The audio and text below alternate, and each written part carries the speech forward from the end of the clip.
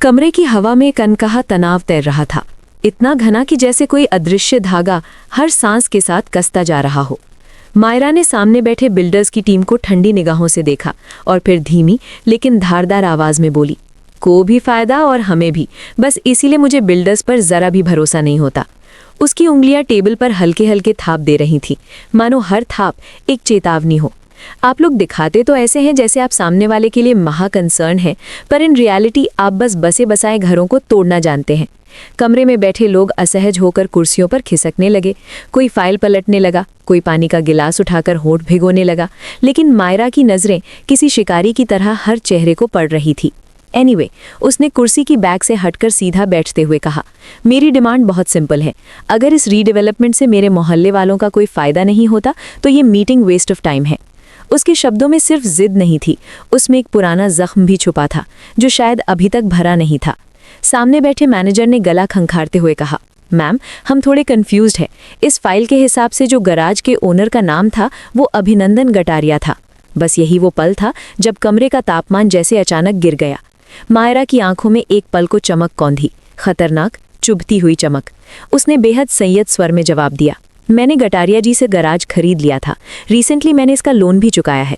आप चाहते हैं तो मैं आपको बैंक के पेपर्स दिखा सकती हूँ। लेकिन उसके शब्दों के पीछे कुछ और भी था, कुछ ऐसा जो सिर्फ एक कानूनी जवाब नहीं बल्कि किसी गहरे राज की रखवाली जैसा लग रहा था। उसने आगे झुककर टेबल पर उंगलियां टिकाईं। उस गराज में मुझे नई फैमिली मिली, नया घर मिला। और जैसे ही उसने ये कहा, कमरे में बैठे दो लोग एक दूसरे को देखने लगे, जैसे उन्हें इस कहानी का कोई और हिस्सा भी पता हो जो मायरा अभी छुपा रही थी। मायरा की बात खत्म होते ही कमरे में कुछ सेकंड का सन्नाटा पसर गया, वैसा सन्नाटा जो तूफान आने से पहले उतरता है। फिर उसने धीरे से जोड़ा, एक घर किसी की गुरूर की भेंट चढ़ गया, अब ये दूसरा घर मैं किसी की ग्रीड की भेंट नहीं चढ़ने दूंगी। उसके शब्दों में ऐसी ठंडक थी कि सामने बैठे बिल्डर का पेन हाथ से फिसल गया। आप चाहते हैं कि हम आपके फेंके हुए चिल्लर उठाएं और अपनी सोर्सेज ऑफ इनकम यानी अपने घर, दुकानें, जमीन सब कुछ छोड़ छाड़ के यहाँ से चले जाएं? उसने सिर हल्का सा टेढ़ा किया, आंखें सीधी मैनेजर पर गड़ा दी। नो वे। लेकिन जैसे ही उसने ये कहा, दरवाजे के पास खड़ा एक जूनियर स्टाफ घबराकर फाइल गिरा बैठा। फाइल खुली और उसमें से एक पुरानी फोटो फर्श पर फिसलती हुई मायरा के पैरों के पास आकर रुक गई। मायरा की नज़र जैसे ही उस फोटो पर पड़ी, उसकी सांस एक पल को अटक गई। फोटो में वही गराज था, लेकिन जला हुआ, टूटा हुआ, और उसके सामने खड़ी एक लड़की जो बिल्कुल अमीरा जैसी दिख रही थी। कमरे की दीवारें जैसे अचानक पास आने लगी। मायरा के दिमाग में यादों का दरवाज़ा चरमराया। अमीरा की हंसी, उसका अचानक गायब होना, और वो रात जब आग लगी थी। ये फोटो यहाँ कैसे आई? उसकी आवाज़ अब पहले जैसी ठंडी नहीं थी, उसमें हल्की कंपन थी जिसे वो छुपाने की कोशिश कर रही थी। मैनेजर घबरा गया। मैम, ये तो पुरानी रिकॉर्ड फाइल में थी। लेकिन उसके बोलते बोलते मायरा ने फोटो उठा ली और बहुत गौर से देखने लगी, जैसे उसमें कोई छुपा हुआ संदेश पढ़ रही हो। उसी पल उसे एहसास हुआ, ये सिर्फ रीडेवलपमेंट की मीटिंग नहीं है, कोई उसे यहाँ तक खींच कर लाया है। कोई जो जानता है कि उस गराज में सिर्फ उसका नया घर नहीं मिला था, बल्कि कुछ ऐसा भी दफन है जिसे वो दुनिया से छुपाए रखना चाहती थी।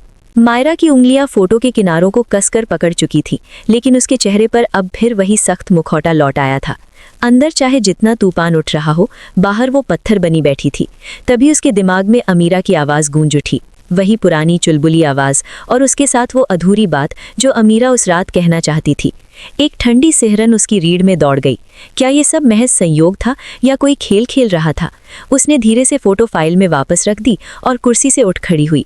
मीटिंग यहीं खत्म होती है, उसने सपाट स्वर में कहा।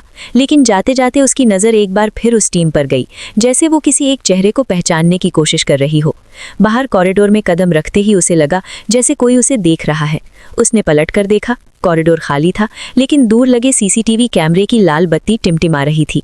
उसी क्षण उसके फ़ोन पर एक अनजान नंबर से मैसेज आया। स्क्रीन पर सिर्फ इतना लिखा था, गराज की आग हादसा नहीं थी। मायरा की सांस रुक गई, उसकी मुट्ठी धीरे धीरे भींच गई। अमीरा की याद फिर से उसके दिल में चुभी, और अब मुक्ति का बढ़ाया हुआ दोस्ती का हाथ भी उसे अचानक एक नई पहेली जैसा लगने लगा था। क्या मुक्ति सच में दोस्त थी या किसी बड़ी साजिश की कड़ी? मायरा ने फ़ोन की स्क्रीन बंद की, लेकिन उसके चेहरे पर अब पहली बार हल्की बेचैनी साफ दिख रही थी। खेल अब सिर्फ घर बचाने का नहीं रहा था, ये अतीत के उस सच तक पहुंचने का था जिसे किसी ने बहुत चालाकी से राख के नीचे दबा दिया था। और मायरा को महसूस हो रहा था, जो भी इस खेल के पीछे है वो अभी ख़त्म नहीं हुआ, असली चाल अभी बाकी है।